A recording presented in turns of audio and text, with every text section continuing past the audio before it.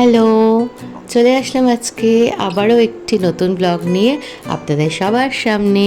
আমি প্রিয়া। সবাই ভালো আছেন তো? ভালো থাকবেন।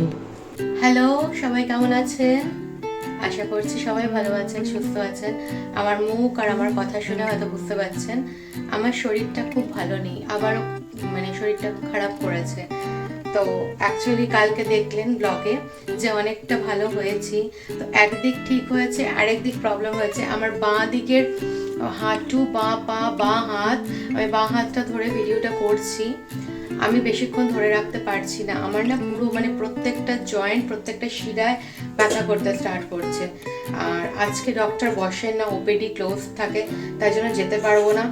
কালকে অবশ্যই ডক্টরের কাছে যাব, কারণ আমি যে দাঁড়িয়ে আছি না, আমার জন্য বিশাল কষ্ট, আমি দাঁড়াতে পারছি না। আমার হাঁটুর জায়গাটা, হাঁটুর উপরটা ফুলে গেছে, ব্লকড হয়ে গেছে হঠাৎ, কাল থেকে। তো কালকে ওরকম করেই সব কাজ করলাম, ঘর মোছামুছি, বসে বসে ঘর মুছলাম, সব কিছুই করলাম। নিচে বসতে উঠতে তো আমার কোনো অসুবিধা নেই, নিচে বসে খাওয়া দাওয়া সব কিছুই হলো। বাট হঠাৎ করে আমার ব্লকড হয়ে গেল পাটা। ঠিক বিকাল থেকে আর আমি পারছি না কিছু করতে, যখন দাঁড়িয়ে আছি আমাকে পা তুলে তুলে যেতে হচ্ছে। বাঁ দিকের পোর্শনটা পুরো প্রায় হাত পা প্রায় আমার অসুবিধা করছে, দাঁড়িয়ে যে কিছু করব বেশিক্ষণ করতে পারছি না। এটা আপনাদের একটা সিরিয়াস নোটে আমি বলতে আসলাম, কারণ একটা দিক ঠিক হলো তার একটা দিকে প্রবলেম হচ্ছে। তো যাব। আর আজকে আরেকটা কাহিনী আপনাদের সাথে শেয়ার করব, আমার শাশুড়ি মায়ের ব্রেভারি অ্যাক্ট। আমার শাশুড়ি মায়ের মা যে কতটা ব্রেভ, তার একটা কিছু জিনিস আমি তুলে ধরবো আপনাদের সাথে। ওনারও শরীর ভালো নেই, শ্বশুর মশাইয়ের তো শরীর ভালো নেই, আপনারা জানেন। হঠাৎ করে শাশুড়ি মায়েরও শরীর খুব খারাপ হয়েছে। তো অনেকদিন ধরেও উনি ম্যানেজ করছিলেন। ম্যানেজ করতে করতে লাস্টে কি হলো না হলো পরবর্তী সেকশনে আপনারা দেখতে পারবেন। আজকে সারাটা দিন আপনাদের সাথে আমরা কথা বলবো, গল্প করব, আমাদের গল্পগুলো, আমাদের কষ্টগুলো আপনাদের শেয়ার করব। আর তার সাথে যা টুকটাক হচ্ছে দেখানোর চেষ্টা করছি। সাথে থাকুন, দেখতে থাকুন। সকাল হয়ে গেছে, একটু চা বানাচ্ছি, চা খাচ্ছি, ভালো লাগছে না একটুও। আর ডক্টর তো এমনিতেও আপনাদের বলেছি বেশি স্ক্রিন টাইম, বেশি কথা বলাটা একটু বন্ধ রাখতে বলেছে, তাই জন্য আমি বেশিক্ষণ টাইম দিতে পারছি না। ছোট ছোট করে ব্লগগুলো দেখছি, আশা করছি আপনাদের ভালো লাগছে। প্লিজ পাশে থাকবেন, সাপোর্ট করবেন। আপনাদের ভালোবাসে, আপনাদের আশীর্বাদে আমি অবশ্যই সুস্থ হয়ে উঠবো। আমি কেন, আমরা সবাই। সাথে থাকুন তাহলে। এই যে চা বানাচ্ছি, এই যে একটুখানি আদা দেব, দিয়ে এই যে চাটা কমপ্লিট করে নেব।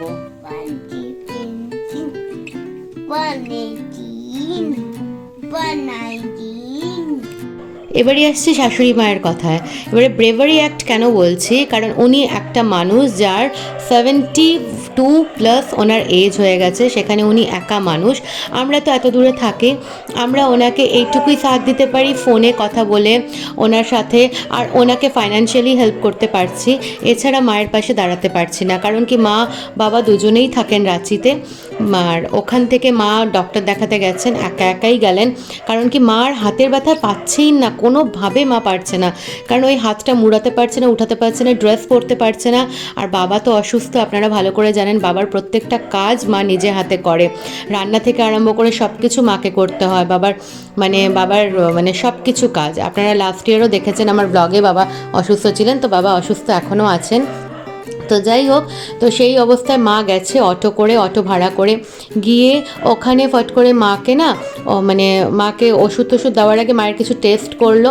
টেস্ট করে নেওয়ার পরে মাকে বলল যে আপনাকে একটা জিনিস বলছি, আপনি সেটা শুনুন। তখন বলছে বলুন। বলছে এই যে মা যে দেখাচ্ছে ডক্টর অলোক রঞ্জন, এনার কাছে উনি গেছিলেন। তো মাকে ওখানে বলল যে আপনাকে একটা কথা বলছি, আপনার যে অবস্থা আছে, যে কন্ডিশন আছে, এরকম করে কিছু করতে পারবো না, আপনাকে একটা এই মুহূর্তে ওটি করাতে হবে। তো মা প্রথমে ঘাবড়ে গেছিলো। মা দেখাচ্ছে, দেখুন আপনাদের এই ডান দিকটা, মায়ের কথাটা স্পষ্টভাবে আপনারা শুনতে পারবেন না, মা আমাকে এটা বলে পাঠিয়েছিল। মায়ের ডান দিকটা মা উঠাতেই পারতো না, মায়ের প্রচুর অসুবিধা হতো। তো সেই কারণে, তো সত্যি কথা বলতে গেলে মাকে তখন বলল আমি এই মুহূর্তে ওটি করাবো, ওটিতে নিয়ে যাব। তো মা একটু তো অবশ্যই ঘাবড়াবে, কারণ পাশে কেউ নেই, না বাবা গেছে, না আমরা আছি, কেউ না, আমরা জাস্ট ফোনে আছি। তো মা ফোন করলো আমাদের, আমরা বললাম যাও ঠিক আছে, ভেতরটা শক্ত রাখো, স্ট্রং থাকো, তুমি কোনো টেনশন করো না। তো বললো ডক্টরের ওখানে নার্স আর ডক্টর ওনারা খুব ভালো, মাকে নিয়ে গেল, ওটির ড্রেস পরালো, পরিয়ে নিয়ে মায়ের ওখানে মানে মাকে করলো, লোকাল অ্যানেস্থেশিয়া আই থিঙ্ক দিয়েছিল। তো মা ফেন্ট হয়ে পড়ে গেছিলো তখন। তারপরে মাকে ওখানে আমি একটা ফটো আপনাদেরকে মানে দিয়ে দেবো, মায়ের ওখানে ইনজেক্ট করলো আর কিছু হয়তো ওখানে করেছে, তারপরে ওখানে ব্যান্ডেজ লাগিয়ে দিল ওই জায়গাটা, আর বললো যে 2 দিন খুলবেন না, আর কিছু কিছু জিনিস দিয়ে দিয়েছে। করার পরেও মাকে যখন উঠিয়ে আনছে মানে মাকে জাগাচ্ছে, মা জাগতে পারছে না। মা ওখানে প্রায় 1 ঘন্টার মতন মা পুরো ফেন্ট হয়ে পড়েছিল। তো ওনারাই ওখানে মাকে আবার চিকিৎসা করলো, ওষুধ টষুধ দিল, বললো আপনি টেনশন নেবেন না, আপনি রেস্ট নিন। তারপরে আবার মাকে ওই অবস্থাতে অটোতে উঠিয়েছেন। মা যে অটোতে করে গেছিলেন, অটোওয়ালা ছিল, উঠিয়েছে। অটোওয়ালা ওখানেই মানে ওয়েটিংয়েই ছিল অনেকক্ষণ ধরে, অটোতে উঠিয়ে নিয়ে তারপরে মা বাড়িতে একা এসেছে। মানে এইটা আমাদের জন্য হ্যাটস অফ টু হার, কারণ এতটা ব্রেভারি অ্যাক্ট উনি দেখাতে পারলেন। মানে আমরা হলে পরে তো সেই জিনিসটা চিন্তাই করতে পারতাম না, কারণ নিজে ওটিতে ঢুকেছে, নিজে মানে ওটির পারফর্ম হলো, তারপরে ফেন্ট হয়ে পড়ে গেছে, তারপরে ওনার সাথে সব কিছু হলো। হ্যাঁ, আমরা কি করেছি, যেটা সত্যি কথা বলতে গেলে, আমরা তো এত দূরে থাকি, মা তার ছোট ছেলেকে ফোন করেছে, মানে আমার হাজব্যান্ডের কথা বলছি। ওখানে আমরা ফাইন্যান্সিয়ালি মাকে হেল্প করতে পারলাম, যে হ্যাঁ মা বলছে হ্যাঁ এইখানে এতটা লাগছে, এই লাগছে, এই টেস্টটা করতে বলছে, করবো রে। তখন আমিও বললাম, আমার হাজব্যান্ডও বললো হ্যাঁ ওই টেস্টটা করে নাও, কারণ টেস্টটা করলে বোঝা যাবে তোমার কি হয়েছে না হয়েছে, কেন হয়েছে। তো মায়ের ধরা গেল অস্টিওপোরোসিস হয়েছে মায়ের।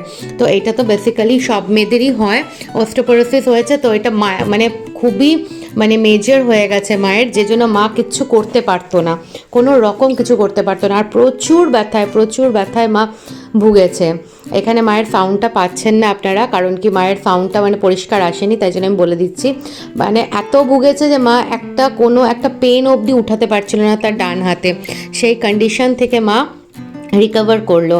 কিন্তু হ্যাঁ, ওষুধ আর ইঞ্জেকশনস আর ওই যে ওটি হওয়ার পরে মা এখন একটু রিকভার করেছে, মা নিজের হাতটা উঠাতে পারছে, আর কিছু এক্সারসাইজ দেখিয়ে দিয়েছে। আজকে মানে 5-6 দিন হয়ে গেল, মা এখন একটু অনেকটা ভালো হওয়ার চেষ্টা করছে। তো আমি এই কারণে আপনাদের সাথে এটা শেয়ার করছি, কারণ এটা আমার শাশুড়ি মায়ের একটা ব্রেভারি অ্যাক্ট আমাদের জন্য, কারণ উনি একা লড়াইটা করলো, একা গেল, একা ওখানে ওটিতে ঢুকলো, একা ডক্টরের সাথে কথা বললো, অজ্ঞান হয়ে পড়ে গেল, তারপরে 1 ঘন্টা ওখানে ছিল বেডে, তারপরে ওখান থেকে আবার ওনাকে অটোতে উঠিয়ে দেওয়া হয়েছে, উনি আবার ঘরে এসে আবার শুধু বসে থেকেনি, মানে মায়ের একটা আছে, এটা আমাদের সবারই আছে, বাইরে থেকে আসলে পরে বাইরের জামা কাপড় ধোয়া। মা যেহেতু ডান হাতটা অসুবিধা, বাঁ হাত দিয়ে মা নিজের জামা কাপড় সব সার্ফে ডুবিয়ে ধুয়ে তারপরে ওটাকে আবার মেলেওছে। এটা হচ্ছে মায়ের কাজ, মানে মা নিজের এই কাজটা করেছে। সত্যি বলতে গেলে হ্যাটস অফ টু হার। তো এই গল্পটা আপনাদের সাথে শেয়ার করলাম, মানে আমরা কেউ পাশে থাকতে পারলাম না, আমরা সত্যি এখানে দুঃখিত, এতটাই অভাগী বা অভাগা আমরা, যে মায়ের পাশে আমরা এই জায়গাটা থাকতে পারলাম না, কারণ এমন সিচুয়েশন আছে যে সিচুয়েশনটাতে আমরা মানে করতে পারলাম না, যেতেও পারলাম না, কারণ মার একটা মুহূর্তও দিতে পারলো না। মা বলছে আর আমি মানে দাঁড়াতে পারছি না, আমি কোনো মতে করতে পারছি না। তখন আমিই বললাম যে না তুমি যাও, তোমার যেমন মনে হচ্ছে তুমি যাও, কথা বলে আসো ডক্টরের কাছে। তো জাস্ট কথা বলতে গেছিলো, কথা বলতে গিয়েই মাকে ডক্টর বলছে না আপনি কোনো মুহূর্তে দাঁড়াবেন না, তাহলে আপনার কিন্তু এটা হিতে বিপরীত হয়ে যাবে, আপনি মানে আর তাহলে আপনার হাতটা কোনোদিন উঠাতেই পারবেন না, আপনার কোনো মানে বোন লস পুরো হয়ে গেছে। তখন বলে এরপরে আপনার বড়, তাহলে এরপরে একটা বড় ওটি হবে, সেই ওটির জন্য আপনি প্রস্তুত? আর সেটার জন্য অনেক মানে আমাদের মধ্যবিত্ত পরিবারের জন্য খুবই মুশকিল, কারণ কি অনেক টাকাই তখন খরচার কথা বললেন। তো মা বলল যে আপনি তাহলে বলুন কি করব ডাক্তারবাবু।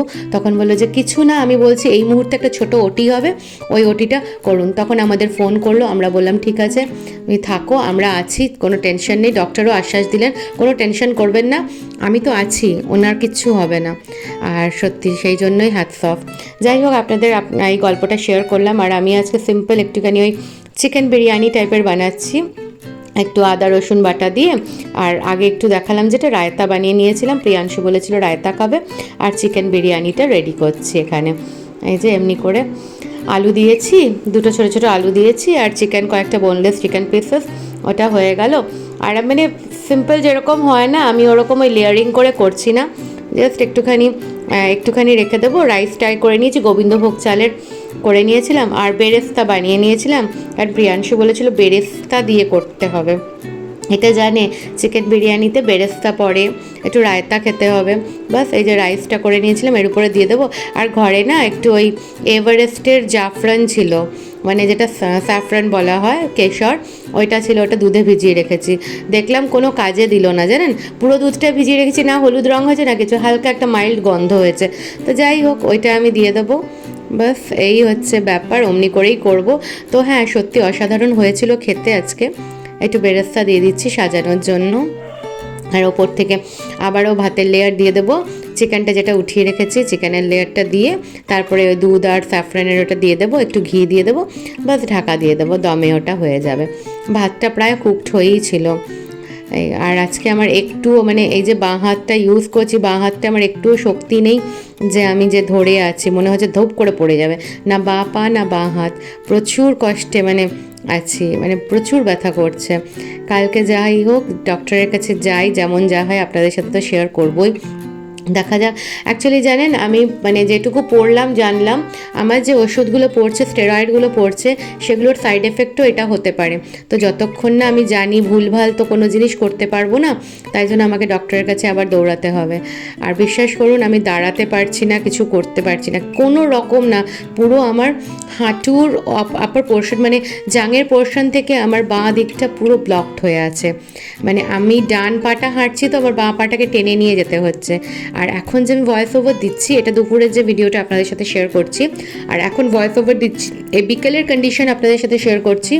আমাদের মানে আমার শরীরের অন্য অঙ্গগুলোতেও, অন্য অংশগুলোতেও আমার ওই সব পেন করছে, এদিক ওদিক সেদিক পেন করা স্টার্ট হয়েছে।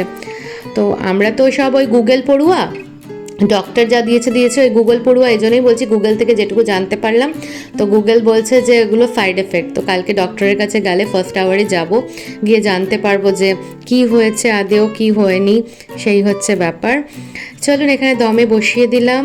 আর এই দিকে আমার দেখুন বাসন টাসন সব মাজা টাজা হয়ে গেছে, বিরিয়ানিটাও কমপ্লিট হয়ে গেছে আমার। একবার আপনাদের লুকটা দেখিয়ে দিচ্ছি, সিম্পল বিরিয়ানি বানিয়ে নিয়েছি।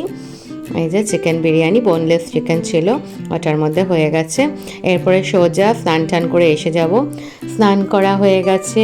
এই যে ঠাকুর আসনটা আপনাদের দেখাইনি না, এটা আমি চেঞ্জ করেছি, এদিকটা এনেছি।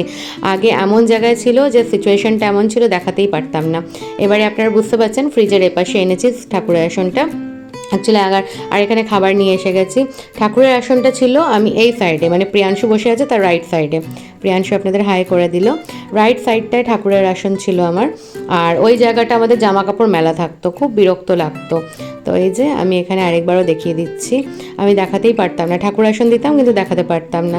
আর কি সুন্দর ধূপকাঠির এটা যাচ্ছে দেখুন, এটা টিভির জন্য ওই সেট টপ বক্স রাখা ছিল, ঠাকুর নিজের জায়গাটাই বানিয়ে নিয়েছে। দেখুন ঠাকুরের জিনিসপত্র এখানে রাখা হয়ে গেছে, শঙ্খ, ধূপদানিটা, তারপরে ঘন্টিটা রাখা হয়ে গেছে। আর এই দিকটা এই যে রাধা গোবিন্দ ফটোটা আছে, আর এখানে যে ফুটো ফুটো করা আছে, এখানটা আমার এটা ছিল ঠাকুরের আসনটা। এই তারগুলোর জন্য কিছু দেখা যেত না, আমার খুব আফসোস হতো, খারাপও লাগতো। চলুন এবার খাবার বাড়ি। এই যে খাবারটা বাড়ি, চিকেন বিরিয়ানি অল্পের মধ্যেই করেছি, আর সত্যি বলতে ভালো হয়েছিল, খারাপ হয়নি, খেতে ঝুরঝুরাও হয়েছিল, টেস্টও ভালো হয়েছিল। প্রিয়াংশু খুব এনজয় করেছে।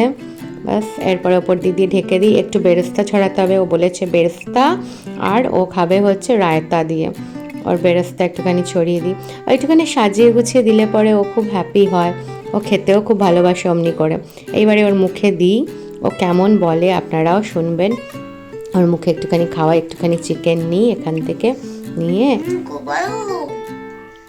ভালো লাগছে চিকেন বিরিয়ানিটা, শুনলেন বলল। চলুন তাহলে আজকের ব্লগটা আমি এখানেই শেষ করছি। সবাই সুস্থ থাকবেন, ভালো থাকবেন। কালকে অবশ্যই নতুন ব্লগ নিয়ে আসবো, চেষ্টা করব আপনাদের জানানোর যে কী বললো না বললো ডক্টর।